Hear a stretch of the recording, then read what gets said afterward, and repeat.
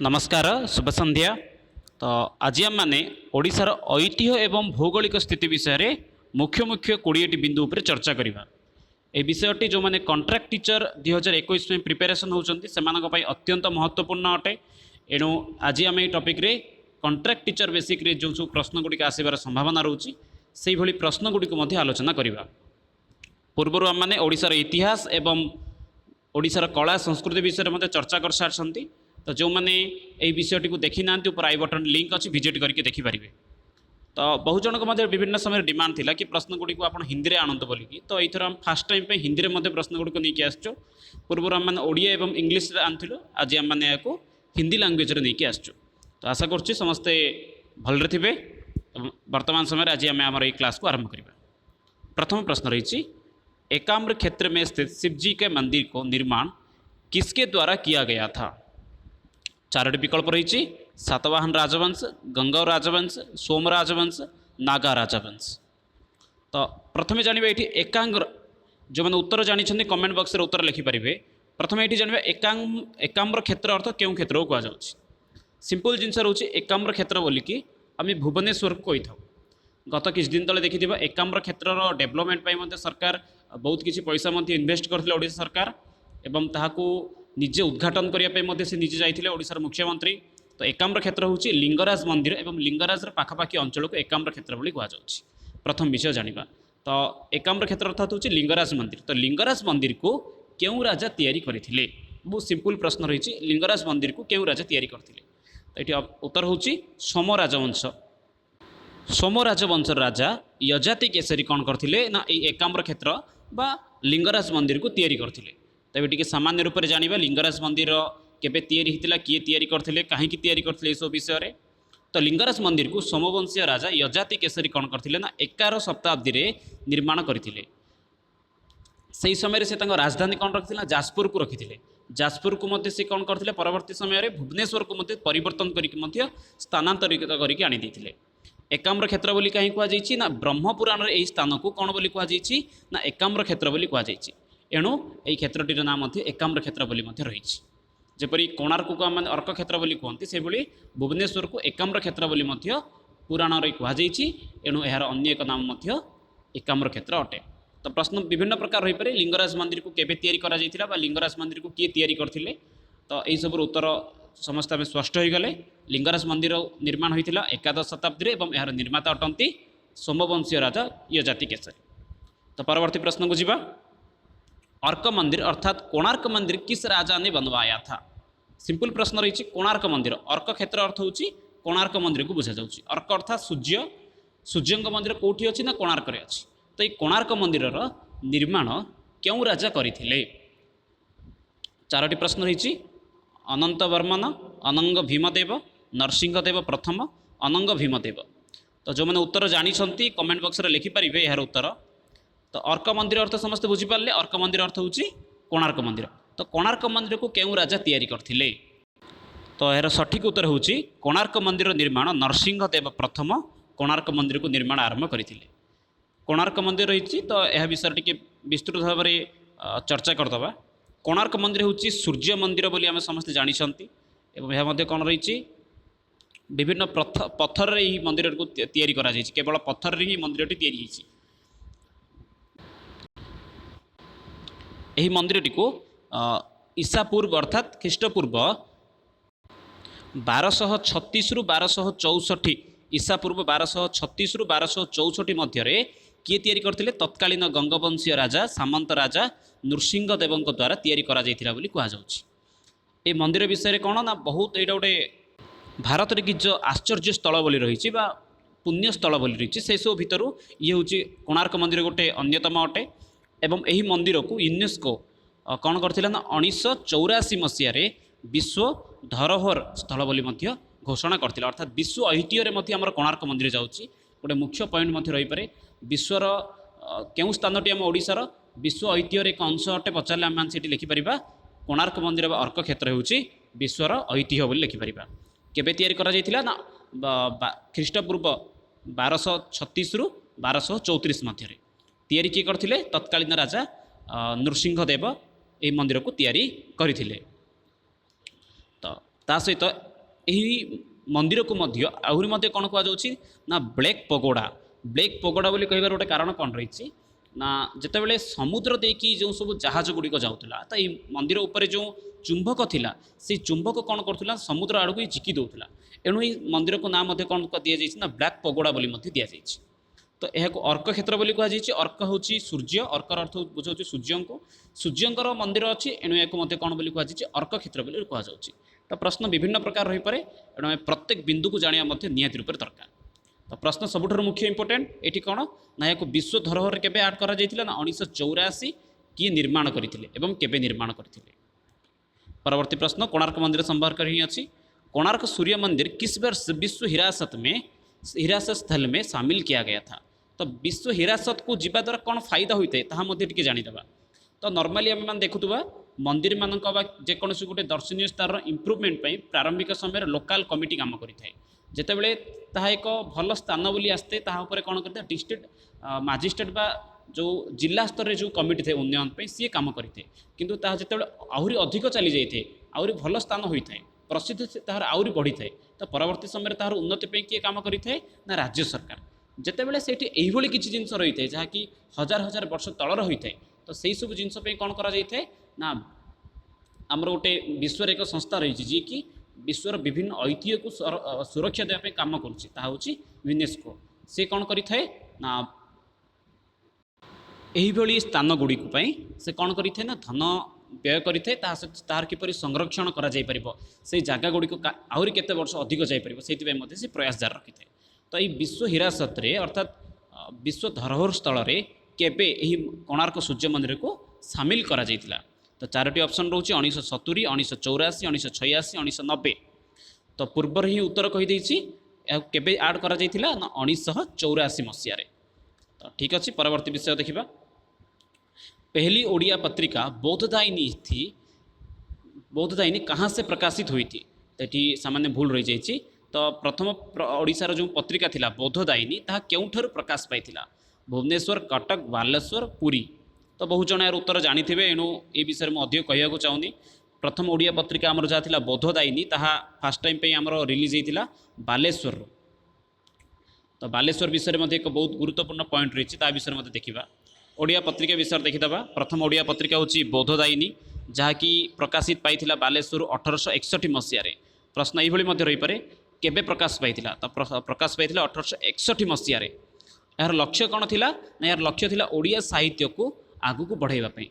ओडिया जो आमर साहित्य रही ओडिया साहित्य को आगु को बढ़ाइबा एवं ता सहित सरकार से समय तत्कालीन इंग्रेज सरकार जो सब नीति गुड़ी को आनी से नीति गुड़ी को लोकों भाषा रे पहुँचापी यार मुख्य लक्ष्य थिला। वर्तमान समय आम पाखे विभिन्न प्रकार संसाधन अच्छी जमीक यूट्यूब हो जहाँ कि आम यूट्यूब संगे संगे देखिपारे गूगल देखिपारे। यह पूर्व कौन थी न्यूज़ पेपर मध्यम टीवी देखिक आम जापे किंतु से समय इंग्रेज सरकार लोकों प्रति जो सब नीति गुड़िक आणुले से विषय गुड़िक लोकों पाखे पहुँची पार्ला। ये 1861 मसीह ओडिशा रे प्रथम न्यूज़ पेपर बा दैनिक पत्रिका ओडिया पत्रिका प्रथम ओडिया पत्रिका प्रकाश पाइथिला जहाँकि बालेश्वर प्रकाश पाइथिला। बहुत इंपोर्टेंट जिनस गोटे जो थी कि भाषा को सुरक्षा सहित सरकारी नीति जो सब खराब सरकारी नीति जो सब भूल पॉइंट गुड़िक अच्छी से सब विषय में लोकों ध्यान आकर्षण पर लक्ष्य रखा जाइथिला। तो यार संपादक किए थे ना गौरीशंकर राय। प्रश्न रही पारे यार संपादक किए थे ना गौरीशंकर राय थे। परवर्ती समय से भाई आउ गोटे ओडिया पेपर मध्य प्रकाश पाइथिला जार ना रोचे उत्कल दीपिका। उत्कल दीपिका मध्य परवर्ती समय 1866 मसीह प्रकाश पाइथिला। तो परवर्ती प्रश्न को जीवा। भुवनेश्वर से पहले ओडिशा की राजधानी कौन थी बा भुवनेश्वर पूर्वर ओडिशा राजधानी किए थिला। बहुत इजी प्रश्न अच्छी जानी आम समस्ते भुवनेश्वर पूर्वर ओडिशा राजधानी कटक थिला। कटक को ही पूर्वर आम ओडिशा राजधानी बोली ग्रहण कर आसुले। तो देखा क्यों मसीह यही राजधानी को परिवर्तन करा जाइथिला एवं क्यों परिस्थिति रे परिवर्तन करा जाइथिला ना 13 एप्रिल 1948 मसीह तत्कालीन भारतर प्रधानमंत्री कौन थिले। 13 एप्रिल अर्थात भारत स्वाधीन होबार किसी दिन परवर्ती घटना 13 एप्रिल 1948 मसीह भारत तत्कालीन प्रधानमंत्री बा प्रथम प्रधानमंत्री कहीपर जी थे कि पंडित जवाहरलाल नेहरू थे।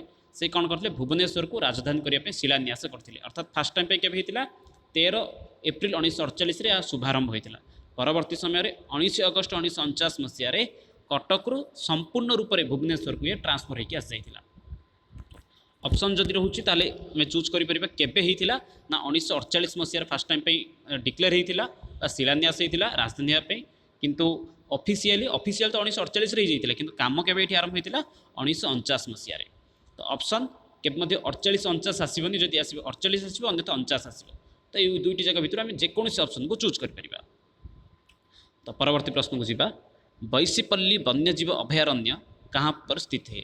तो बैशीपाली जो अभयारण्य आम रही ओडिशार एक अभयारण्य से अभयारण्यटी केउठारे अच्छी अभयारण्य अर्थ कौन समस्त जानी एतिर कि संदेह ना। तो बैशीपाली अभयारण्य केउठारे अच्छी ये हूँ नयागढ़ पुरी बौद्ध इनमें से कोई नहीं। तो जो मैंने जानी उत्तर कमेंट बॉक्स में लिखिपर। तो बैशीपाली जो अभयारण्यटी अच्छी नयागढ़ जिले में रही।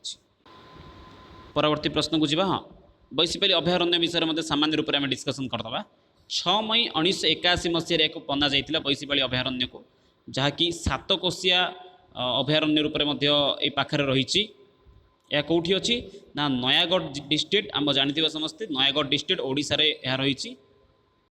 यही अभयारण्यटी प्रायतः 41,600 एकर जमी रे यह रही। ये कौन कौन रही ना विभिन्न प्रकार पशुपक्षी मानक जमीक भालू हाथी तेंदुआ ये विभिन्न प्रकार पशुपक्षी मान अभयारण्य रही। मोस्ट इम्पोर्टेंट यही अभयारण्यटी कौटी अच्छी ना नयागढ़ डिस्ट्रिक्ट अच्छी केबे यहाँ अभयारण्य रूप में गणना कर 6 मई 1981 मसीह को अभयारण्य रूप में डिक्लेयर कर दि जाता। परवर्ती विषय को जीवा। भितरकनिका राष्ट्रीय उद्यान कहाँ पर स्थित है। जो आम भितरकनिका जो राष्ट्रीय उद्यान अर्थ हो नेशनल पार्क मन रखा बहुत गुड़िए पार्क थाए किंतु नेशनल पार्क बोले अर्थात जो पार्क गुड़िक भारत सरकार किसी नुआ नुआ योजना आनी था भारत सरकार किसी किसी इन्वेस्ट करता राष्ट्रीय उद्यान कहुए अर्थात राष्ट्रीय उद्यान गुड़िक केवल से निर्दिष्ट रूप से किसी पशु कि पक्षी निर्धारित थाए। तो ये जो भितरकनिका राष्ट्रीय उद्यान रही क्यों राज्य अच्छी ओडिशा केरला राजस्थान इनमें से कोई नहीं। तो समस्त जानते आम यह हूँ ओडिशार ही भितरकनिका अभयारण्यटी। तो भितरकनिका अभयारण्य विषय संक्षिप्त जानीदे। तो भितरकनिका राष्ट्रीय जो उद्यान रही या ओडिशा रे रही सहित या कौट रही ना केन्द्रापड़ा जिले में रही। यही उद्यान भितरकनिका 672 वर्ग किलोमीटर अंचल पूरापूरी व्यापी रही। तो आउ गोटे इंपोर्टेंट रोचे केन्द्रापड़ा पाखे क्यों क्यों नदी प्रवाहित होती मत प्रश्न रही पारे। तो सिंपल रूप से जाना भितरकनिका पाखापाखि ब्राह्मणी कौ कौ नदी अच्छी ना ब्राह्मणी बैतरणी धामरा यही सब नदीर कौन कर पानी द्वारा भितरकनिका अभयारण्य जो पशुपक्षी मैंने अच्छा मान कौन कर सुरक्षित अच्छा। तो मुहाण अच्छी कहुई सहित भितरकनिका अभयारण्य क्यों मानक प्रसिद्ध ना मगरमच्छ अर्थ हूँ कुंभीर बोली आम जहाँ ओडिया कहू। तो इंग्लीश जगह क्रोकोडाइल्स बोली कहुए। तो कुंभीर हूँ भितरकनिका अभयारण्य प्रसिद्ध अटे। ये विभिन्न प्रकार साप रोचे किंतु प्रसिद्ध यह क्या अटे ना यही जो कुंभीर प्रसिद्ध अटे। किसी इंपोर्टेंट प्रश्न भितरकनिका विषय में प्रथम जिनस हूँ यह अच्छी ओडिशार केन्द्रापड़ा जिले में पाखापाखि नदी कौन कौन प्रवाहित होची केन्द्रापड़ार ना ब्राह्मणी बैतरणी धामरा नदी अच्छी से भाव में आउ कौन को केते किलोमीटर रही ना 672 किलोमीटर कहाँ प्रसिद्ध ना मगरमच्छ अर्थात कुंभीर मानक। ओडिशा के परवर्ती प्रश्न ओडिशा के उत्तर में कौन सा राज्य है। सीधा सड़क के भौगोलिक परिस्थिति आसी ओडिशार उत्तर डिग्री उत्तर भाग में क्यों राज्य रही। झारखंड न्यू दिल्ली मध्य प्रदेश इनमें से कोई नहीं। सामान्य रूप से जाना जिते उत्तर भाग को पचारुची अर्थात उत्तर भाग क्यों राज्यटी लगिकी रही भारतर तटवर्ती अर्थात भारतर सीमार जो राज्य गुड़िक अच्छी से विषय प्रश्न रही। तो जाना यार उत्तर सठिक उत्तर कौन रही न्यू दिल्ली बहुत बड़ डेला पर न्यू दिल्ली आसी न्यू दिल्ली केबे मध्य न डी विकल्प जेहेतु न्यू दिल्ली आसनी तो डी विकल्प हेनी बी हेनी मध्य प्रदेश ना तो ये सठिक विकल्प रोचे झारखंड। तो जानीदे भारत ओडिशार जो तटवर्ती राज्य गुड़िक अच्छा सीमावर्ती राज्य गुड़िक किए उत्तर भाग ओडिशार अच्छा झारखंड जो उत्तर पूर्वर अच्छी पश्चिम बंगाल दक्षिण भाग अच्छी आंध्र प्रदेश और तेलंगाना दिरेजा आसुँच पश्चिम भाग अच्छी पश्चिम भाग छत्तीसगढ़ यही समस्त राज्य कौन करोडिशा को घेरी होकर रही। तो ओडिशा विषय जो आसी विषय तो सामान्य रूप से देखीदे ओडिशा राजधानी भुवनेश्वर जानते समस्ते सबुठ बड़ सहर हूँ भुवनेश्वर सेपरी भाव में जनसंख्यार केते ना जहाँ गोटे नंबर देती निजे निजे या मन रखा या जब मुझे पढ़ी ताले बहुत टाइम पड़ेब। क्षेत्रफल ओडिशार केते रही ना 155,707 किलोमीटर ओडिशार जिला संख्या 30, ओडिशा राज्य भाषा जहाँ रही ओडिया, केबे गठन होता ना 1936 मसीह स्वतंत्र उत्कल प्रदेश गठन होता मन जानते समस्ते। ओडिशा सरकार विषय सामान्य रूप से देखीदे, ओडिशा सरकार हूँ विजु दंतल सरकार गढ़ी, राज्यपाल होती गणेशी लाल, से भली मुख्यमंत्री नवीन पट्टनायक, से भली विधानमंडल ये ना केवल विधानसभा रही, विधानसभा संख्या हूँ विधानसभा माने सदस्य संख्या हूँ 147, राज्यसभा सीट हूँ 10टी, से लोकसभा सीट 21 कि भूल वस्तु ये 20 हो जाइए। तो यार स्पष्टता कमेंट बॉक्स में देदेवि लोकसभा सीट संख्या केते। उच्च न्यायालय ओडिशार उच्च न्यायालय रही कटक रही। ओडिशार जो डाक सूची नंबर रही 75 एवं 77। ओडिशार जो गाड़ी नंबर रोची जहाँ को आरटीओ नंबर बोली कहूँ OD एवं ISO नंबर हूँ INOR। तो ये ओडिशा विषय संक्षिप्त विवरणी। परवर्ती प्रश्न को देखिए, भारत में ओडिशा का क्षेत्र के हिसाब से भारत में ओडिशा का रैंक क्या है। ये क्षेत्रटा कटि जाइए क्षेत्र शब्दटा। तो कौन कही प्रश्न ये ना भारत में, तो सामान्य रूप से ये प्रश्न रही जो भारत में जो क्षेत्रफल अनुसार ओडिशार स्थान केते नंबर रैंक रोचे। तो ऑप्शन रही 8, 9, 5 इनमें से कोई नहीं। तो जो मैंने उत्तर जानी कमेंट बॉक्स में लिखिपारे सठिक उत्तर कौन रही। तो ये सठिक उत्तर हूँ 9 नंबर स्थान में भारत रे ओडिशार क्षेत्रफल रैंक रही। परवर्ती प्रश्न रही संबलपुर को ओडिशा के साथ कब जोड़ा गया था। अर्थात संबलपुर आम जानते समस्ते ओडिशार एक प्रसिद्ध सहर, प्रसिद्ध तो कहीपर गोटे बृहत्काय सहर अटे एवं पश्चिम ओडिशार सबुठारु विकासशील सहर बोली कहीपर। सब जदि पश्चिम ओडिशार जदि कौन सहर विकास करिछि ताहले अर्थनीति क्षेत्र में हो बा सांस्कृतिक क्षेत्र में हो, तो सब क्षेत्र सब विकासशील सहर रोचे पश्चिम ओडिशार संबलपुर। ये संबलपुर सहर केउ मसीह ओडिशा रे जोड़ा जाइतिला। तो 1909 सॉरी 1901, 1909, 1912, 1936 चारोटी ऑप्शन रही। तो जो मैंने जानी ये क्लिक करेंगे आंसर को लिखिपारे कमेंट बॉक्स में। तो सठिक उत्तर हूँ 1936 मसीह। 1936 मसीह आम समस्त जानी स्वतंत्र उत्कल प्रदेश गठन करा से समय ही ओडिया भाषाभाषी लोक मानक नहीं स्वतंत्र उत्कल प्रदेश रे संबलपुर राज्य को जोड़ा जाता। पूर्व एक समस्या कौन रही ना ओडिशा को यह सहित बरम संबलपुर को ओडिशा सहित न जोड़िकी ताकू भिन्न रूप से रखा जाइतिला। किंतु जिते स्वतंत्र उत्कल प्रदेश गठन करा जाइतिला से समय संबलपुर में जेहेतु ओडिया भाषाभाषी लोकों संख्या अधिक थिला एणु संबलपुर को मध्य सहित जोड़ी दि जाइतिला। तो तार सठिक उत्तर हूँ 1936 मसीहा। परवर्ती प्रश्न को जावा, धंपा संगीत के रचयिता कौन थे। ओडिशार एक संगीत रही धंपा संगीत। ये धंपा संगीत रचयिता किए थे, बहुत प्रसिद्ध संगीत अटे, वर्तमान समय तो चालू नहीं। तो ये धंपा संगीत रचयिता किए, बलदेव रथ, मोहन सेनापति, गंगाधर मेहर, मधुसूदन राव। जो मैंने करेक्ट आंसर जानी से कमेंट बॉक्स में लिखिपारे। तो यार करेक्ट आंसर हूँ बलदेव रथ। बलदेव रथ जी कि धंपा संगीत को रचना करथिले। तो बलदेव रथ विषय परवर्ती समय में सामान्य रूप से डिस्कसन करवा। तो आज वीडियो बहुत लंबा ही जाऊँगी। देखिए ये परवर्ती विषय रही ओडिशा राज्य के मध्यकाल का अंतिम स्वतंत्र शासक कौन थे। मुकुंद देव, गोविंद विद्याधर, प्रताप रुद्र देव, कपिलेन्द्र देव। तो प्रथम ये जाना आंसर को जा पूर्व जो मैंने आंसर जानते आंसर को कमेंट बॉक्स में लिखिपारे। तो ये जाना मध्यकाल अर्थ क्यों जगह बुझाऊँ क्यों टाइम टी आम मध्यकाल बोली कहवा।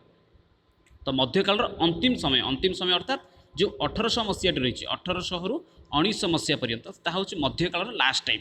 तो यही समय ओडिशार स्वतंत्र शासक रूप से किए थे, ओडिशार लास्ट राजा किए थे जी कि से समय स्वतंत्र रूप से थे। परवर्ती समय इंग्रेज मैंने तैयार कर किंतु से समय किए थे। तो ये आंसर हूँ मुकुंद देव। मुकुंद देव जी कि ओडिशार मध्यकालीन अंतिम स्वतंत्र शासक थे। तो मुकुंद देव समय रही। तो जाना सी क्यों एरियार बा वर्तमान समय तो ओडिशा अर्थ संपूर्ण ओडिया कथबार्ता करुवा गोटे जगह को बुझाऊँ। किंतु पूर्वर कौन थी ओडिशा राज्यर विभिन्न पार्ट हो गोटे गोटे गड़जात राज्य होता। तो सही समय विषय को लेकिन देखा तो सही समय कौन होती ना मध्यकाल ओडिशार स्वतंत्र राज रूप किए थे ना ठक्कर राज मुकुंद देव थे। आम समस्त जानी ठक्कर राज मुकुंद देव जी कि से समय ओडिशार अंतिम राजा थे। आउ से क्यों एरिया को शासन करुला ओडिशार गोटे जानते खोर्धा जिला बोली अच्छी से समय से खोर्धा गड़जात राज्य थिला। से खोर्धार गड़जात राज्यर से राजा थे। आउ से समय जी मंत्री थे सी हूँ जयराज गुरु। तो जय हो जाइए जयराज गुरु। तो जानी समस्त जयराज गुरु वीरता विषय ଆଉ ଜୟରାଜ ଗୁରୁ କାହାର ମନ୍ତ୍ରୀ ଥିଲେ ନା ଠକ୍କରରାଜ ମୁକୁନ୍ଦ ଦେବଙ୍କ ମନ୍ତ୍ରୀ ଥିଲେ। ଆଉ ୟାଙ୍କ ସମୟରେ ହିଁ କ'ଣ ହେଇଥିଲା ନା ଭାରତର ପ୍ରଥମ ସ୍ୱାଧୀନତା ସଂଗ୍ରାମ ଆମେ ସମସ୍ତେ ଜାଣିଥିବା 1857 ମସିହାରେ ହେଇଛି। 1857 ମସିହାର ସେହି ସିପାହୀ ବିଦ୍ରୋହ ମଧ୍ୟ ଏହି ଶେଷ ସମୟରେ ହେଇଥିଲା। ୟାର ମଧ୍ୟ ଗୋଟେ କହିପାରିବା ମାନେ ମୁଖିଆ ମଧ୍ୟ ଥିଲେ ଜୟରାଜ ଗୁରୁ ବୋଲି ମଧ୍ୟ ଆମେ କହିପାରିବା। ତ ଏହିପରି କିଛି ରହିଛି। ଓଡ଼ିଶାର ମଧ୍ୟବର୍ତ୍ତୀ କାଳୀନ ଯେଉଁ ଅନ୍ତିମ ଶାସକ ବୋଲି ଆମେ କହିପାରିବା ତାହାର ମୁଖ୍ୟ ବା ସ୍ୱତନ୍ତ୍ର ରାଜା ଥିଲେ ଠକ୍କରରାଜ ମୁକୁନ୍ଦ ଦେବ ଏବଂ ତାଙ୍କର ଯିଏ ପାରମ୍ପରିକ ମନ୍ତ୍ରୀ ଥିଲେ ଜୟରାଜ ଗୁରୁ, ତାଙ୍କ ବଳରେ ସିଏ ଅଧିକ ସମୟ ପର୍ଯ୍ୟନ୍ତ ଏଠାରେ ଇଂରେଜମାନଙ୍କ ଥିଲେ ମଧ୍ୟ ସେ କ'ଣ କରିଥିଲେ ନା ଶାସନ କରିଥିଲେ। ପରବର୍ତ୍ତୀ ସମୟରେ ଜୟରାଜ ଗୁରୁଙ୍କ ମୃତ୍ୟୁ ପରେ ମଧ୍ୟ ଆମର ଏଇ ଖୋର୍ଦ୍ଧା राज्य को इंग्रेजମାନେ अख्तियार कर देते। तो परवर्ती विषय देखिए, निम्नलिखित में से कौन सा जिला ओडिशा के अन्न भंडार के रूप में ओडिशा में जाना जाता है? जो मैंने आंसर जानते कमेंट बॉक्स में लिखिपर। ऑप्शन 4 जो कटक, बालेश्वर, आसनसोल इनमें से कोई नहीं। तो ओडिशार अन्न भंडार अर्थात ओडिशार भात हांडी बोली क्या कहुई? बहुत सिंपल प्रश्न। ओडिशार भात हांडी बोली क्या कहुई? भात हांडी अर्थात ओडिशार मुख्य खाद्य आम समस्त जानते कौन ना चाउल भात बोली आम जहाँ कही। तो भात हांडी ओडिशार क्या कही? बालेश्वर जिला को कहुई। तो बालेश्वर जिला को ओडिशार भात हांडी बोली कहुई। कारण कौन ना आम देशर प्रधान खाद्य हूँ चाउल। आउ अधिकरू अधिक क्वालिटी एवं क्वांटिटी चाउल बालेश्वर आसूँ। एणु ओडिशार भात हांडी बोली कहुई। परवर्ती प्रश्न देखिए, ओडिशा में बांध की कुल संख्या ओडिशा रे केतोटी बंध रही? ओडिशा रे जो बंध रही तार संख्या केते? मुख्य मुख्य बंध जदि बंध हिसाब करवा ताहले आम सहर कि आम गाँ मानकर गोटे गोटे बंध रही। तो सही बंध नहीं जो बंध पाई मुख्यतः केंद्र सरकार कौन करते अनुदान दे था जहाँ गोटे विशेष समस्या ही तैयारी करा जायथिला। तो से बड़ बड़ बंध मुख्य मुख्य बंध संख्या केते? ऑप्शन विकल्प रही 10, 89, 7 इनमें से कोई नहीं। तो बहुत जन को यार उत्तर जना कहीं बहुत जन पिला प्रिपेयर करुँच। तो जानिबा एठी बंधर संख्या रही 7। ओडिशा रे मुख्य मुख्य 7टी बंध रही। कौन कौन सी 7टी बंध ना मुख्य हूँ हीराकुद, जलापुर, मंदिरा, कटोरा, रेंगाली। यहीपरि भाव में ओडिशा रे मुख्य मुख्य 5टी डैम आमर रही। आउ 2टी डैम कमेंट सेक्शन में मुझे देदेवी ये भूल वस्त कटि जाइए। तो परवर्ती प्रश्न को जीवा, ह्वेनसांग किस वर्ष ओडिशा आए थे, यात्रा की थी? जानी आम समस्ते ह्वेनसांग किए ना ह्वेनसांग हूँ आम भारतर पड़ोशी राष्ट्र चीन जड़े परिव्राजक जी कि भारत को बुलायापी आसते। परिव्राजक अर्थ मत जानते जो बुलायापी आसती। तो भारत को बुलायापी आसिक भारत विषय से बहुत किसी लिखिं, भल लिखिं, खराब कहबानी खराब लिखिं बोली कि भारत विषय से बहुत किसी रिसर्च करके जाइछन। तो से ह्वेनसांग जितेबाला ओडिशा क्यों मसीहार आसते? से भारत तो बहुत पूर्व आसा क्यों मसीहार आसते? 4टी विकल्प 605, 645, 630, 657। तो उत्तर जो मैंने जानी कमेंट बॉक्स में लिखिपारे निजर सठिक उत्तर को। तो ह्वेनसांग क्यों वर्ष आसते? 630 मसीह से ह्वेनसांग ओडिशा आसते। एवं से जो ओडिशा आसते ओडिशार प्रत्येक स्थान को से जाइछन्ति। एमिति कि से ओडिशार गोटे जगह रही गंधमार्दन पर्वत बोलिकी। तो से गंधमार्दन पर्वत को जाइए से गंधमार्दन पर्वत को से कौन बोली लिखिले ना परिमलगिरी बोली मध्य गंधमार्दन पर्वत को से कही। कौन बोली पचारि पारे परिमलगिरी बोली क्या कहुई? तो लिखिपर आम से गंधमार्दन पर्वत को परिमलगिरी बोली कहुई। गिरी अर्थात पर्वत, परिमलगिरी बोली कहुई। परवर्ती प्रश्न, ओडिशा में राष्ट्रीय उद्यान की कुल संख्या ओडिशा रे केतोटी राष्ट्रीय उद्यान अच्छी? मन रखिए समस्ते, राष्ट्रीय उद्यान एवं सामान्य उद्यान भीतर बहुत फरक थे। राष्ट्रीय उद्यान अर्थात किसी विशेष रूप से जो पशुगुड़िक धीरे धीरे लुप्त पाई जाउछन्ति, जदि सही प्रजातिर किसी पशु जदि गोटे एरिया अर्थात बणिया एरिया जदि बिलोंग करुछन्ति तो सही जगार सुरक्षा पाई से पशु मानक सुरक्षा पाई राज्य सरकार बा केंद्र सरकार कौन करते ना ताकू राष्ट्रीय उद्यान बोलिकी डिक्लेयर कर देता। तो यह कौन कहुए ना राष्ट्रीय उद्यान बोली कहुए। तो ओडिशा रे केतोटी राष्ट्रीय उद्यान रही? 2, 52, 9 इनमें से कोई नहीं। तो जानिथिबा विद्यार्थी माने कमेंट बॉक्स में लिखिपारे केतोटी राष्ट्रीय उद्यान अच्छी। तो यार सठिक उत्तर हूँ ओडिशा रे मात्र 2टी राष्ट्रीय उद्यान रही। मन रखिए समस्ते, बहुत गुड़े उद्यान अच्छी अभयारण्य अच्छी किंतु राष्ट्रीय उद्यान केवल 2टी। गोटे हूँ शिमिलीपाल व्याघ्र अभयारण्य जहाँकि आमर बारिपदा डिस्ट्रिक्ट को बिलोंग करुच्ची। बारिपदा जो आसूँ सामान्य रूप से जानदे बारिपदार 2टी पार्श्ववर्ती जिला गोटे हूँ बालेश्वर आ गोटे हूँ मयूरभंज अटे।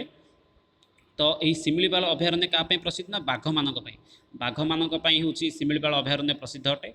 बारिपदार दुईटी जो पार्श्ववर्ती जिला रोचे गोटे हूँ बालेश्वर आ गोटे हूँ मयूरभंज रोचे। अन्य एक रही ये तो हूँ बारिपदा विषय रहा सरी शिमिलीपाल अभयारण्य जातीय उद्यान विषय जानले। अन्यटी हूँ भितरकनिका पूर्वर मध्य कही भितरकनिका अभयारण्य विषय जहाँकि केन्द्रापड़ा डिस्ट्रिक्ट बिलंग करुच्ची जहाँकि प्रसिद्ध केवल केवल केवल केवल क्या ना कुंभीर मानक भितरकनिका अभयारण्य प्रसिद्ध अटे। तो ये थिला परवर्ती प्रश्न को जीवा कलिंगर युद्ध आम समस्त जानी जेहेतु आम ओडिशार वास कर तो प्रश्न ये रही कलिंग के प्रसिद्ध युद्ध कब लड़ा गया था। तो कौन कह कलिंगर जो प्रसिद्ध युद्ध अच्छी ता केबे लड़ा जाइथिला जानी समस्ते ओडिशार पूर्वर ना जहाँ था हूँ कलिंग ओडिशार पूर्वर गोटे ना जहाँ हूँ कलिंग। तो ओडिशार एक भयंकर युद्ध होता तो से भयंकर युद्ध केबे लड़ा जाइथिला 231 270 265 296 261 ख्रीष्टापूर्व बा 270 ख्रीष्टापूर्व बा 265 ख्रीष्टापूर्व बा 296 ख्रीष्टापूर्व जानी भाई भौणी मैंने कमेंट बॉक्स में निजर आंसर को लिखिपारे। तो यार सठिक उत्तर हूँ 261 मसीह कौन होता ना विश्वर ओडिशा जो भयंकर युद्ध होता कलिंग युद्ध लड़ा जाइथिला। तो क्या क्या भितर होता यही युद्ध कलिंग युद्ध महान मौर्य सम्राट जानते मौर्य सम्राट किए ना अशोक महान मौर्य सम्राट अशोक एवं राजा अनंत पद्मनाभन मध्य होता कौ टाइम होता ना 261 रु 262 ईष्टापूर्व मध्य ख्रीष्टापूर्व भितर होता युद्ध मन रखा बहुत इंपोर्टेंट प्रश्न लास्ट टाइम यही जो आमर कलिंग सेना थिला से महाभारत युद्ध हारी प्रसंग रही पुणी थे अशोकों सहित युद्ध घटी मध्य कहीं ओडिशा पर आक्रमण कर पारे कहीं ओडिशा से समय एत परिमाण बलशाली रही। तो कौन रही ये ना कलिंगर यही युद्ध महान मौर्य सम्राट किए थे ना अशोक एवं राजा अनंत पद्मनाभन मध्य होता। प्रश्न रही पारे कलिंग युद्ध क्यों दुई जन मध्य होता केबे होता 261 262 ईष्टापूर्व मध्य युद्ध लड़ा जाइथिला। परवर्ती प्रश्न को जीवा राजा ऐर खारवेल कि शाही वंश के थे। शाही वंश अर्थ हूँ राजवंश शाही शब्दटी प्रायतः जानते आम ये शाही शब्दटी हूँ फराज शब्द बोली कहीपर बा उर्दू शब्द शाही शब्दटी प्रायतः आसी। तो राजा ऐर खारवेल जानते आम समस्ते से क्यों राजवंश बिलंग करते नंदवंश चेदीवंश मौर्य वंश सातवाहन वंश जानते विद्यार्थी मैंने कमेंट बॉक्स में निजर आंसर को लिखिपारे राजा ऐर खारवेल बा खारवेल क्यों राजवंश बिलंग करते। तो राजा ऐर खारवेल चेदी वंश बिलंग करुले। तो ऐर खारवेल विषय जो आसी सामान्य रूप से देखीदे ऐर खारवेल 193 ईष्टापूर्व समय कौन करते ना राजूति कर जड़े राजा अटन 193 ईष्टपूर्व व ख्रीष्टाब्द से ख्रीष्टपूर्व से कौन करते ओडिशा राजूति करते आउ कौन अटंती ना आमर जो कौन रही ना महावेग चेदी वंशर तृतीय एवं सबुठारु श्रेष्ठ सम्राट थे। सम्राट अर्थ हूँ राजा थे चेदी वंशर 3 नंबर एवं से कौन अटंती सबुठारु श्रेष्ठ राजा थे। खारवेल कृति विषय कौटी लिखा जाइए आम ओडिशार जो हाथी गुंफा रही हाथी गुंफार किसी चट्टान कौन कर पत्थर रे खारवेल महिमा गुड़ी को वर्णना कर सहित आहरी कौन देती हाथी गुंफा कौटी रही ना हाथी गुंफा भुवनेश्वर रही उदयगिरी से किसी विषय को लिखा जापरी प्रश्न रही पारे खारवेल क्यों वंश बिलंग करुले ना खारवेल जैन धर्म बिलंग करुले जैन धर्मर थे खारवेल से जैन धर्मर गोटे उपासक थे एवं तांका समय ही खारवेल समय ही ओडिशा रे जैन धर्मर प्रचार प्रसार होती मुख्य मुख्य पॉइंट पुणी थे कहूँ 193 मसीह ऐर खारवेल ओडिशा राजूति करते पूरा ना रही महामेघवाहन ऐर खारवेल बोलिकी क्यों वंश बिलंग करते चेदी वंश ता सहित विषय क्योंठी वर्णित रही ना भुवनेश्वर स्थित हाथी गुंफारे ये विषय गुड़ी को वर्णना अच्छी। परवर्ती प्रश्न ओडिशा में कितने अभयारण्य हैं ओडिशा रे केतोटी अभयारण्य रही लगभग सरिया उपर आसला लास्ट प्रश्न बोली आम कहीपर। तो ओडिशा रे केतोटी अभयारण्य रही बहुत गुड़े अभयारण्य रही जमीक चंदका अभयारण्य कौन रही ना भितरकनिका अभयारण्य हो विभिन्न प्रकार शिमिलीपाल अभयारण्य हो भाव विभिन्न प्रकार अभयारण्य रही ओडिशा रे केतोटी रही जातीय स्तर में उद्यान रही 2टी कि ओडिशा रे अभयारण्य संख्या केते 4टी विकल्प 5टी विकल्प रही 18 22 16 12 इनमें से कोई नहीं।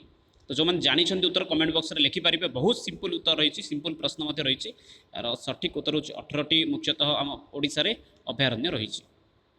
परवर्ती प्रश्न, ओडिशा में कोयले का सर्वाधिक भंडार कहाँ है? ओडिशा रे केउं जगार अधिक रु अधिक कोयला मिलुछि? चारोटी ऑप्शन संबलपुर, तालचेर, सुंदरगढ़, केन्दुझर। तो सठिक उत्तर यार होउछि तालचेर। ओडिशार गोटे डिस्ट्रिक्ट रही जहाँ ना होछि तालचेर, जोठी कि अधिक रु अधिक परिमाण कोयला उपलब्ध रही। एवं ओडिशार जो किसी पूर्व मध्य कही ओडिशार अर्थनीति विषय कहवा समय जे ओडिशार केउं जिनस को बाहर को पठाउछि ता भितर गोटे मुख्य जिनस होछि कोयला, लुहापथर, बक्साइट, यही सब जिनस को ओडिशा कौन करुछि बाहर राज्य को पठाउछि। तो ये ओडिशार जो कोयला रही कौटू आसी मुख्य जिनस तालचेर ही आसुछि। तो ये थिला आज किसी प्रश्न जहाँकि ओडिशार ऐतिह्य एवं भौगोलिक स्थिति विषय को लेकर रही। आशा करुच्ची समस्त को आज भिडियो भल लगी। पुणी थे मिसिबा आगामी भिडियो से पर्यंत रोचे। धन्यवाद।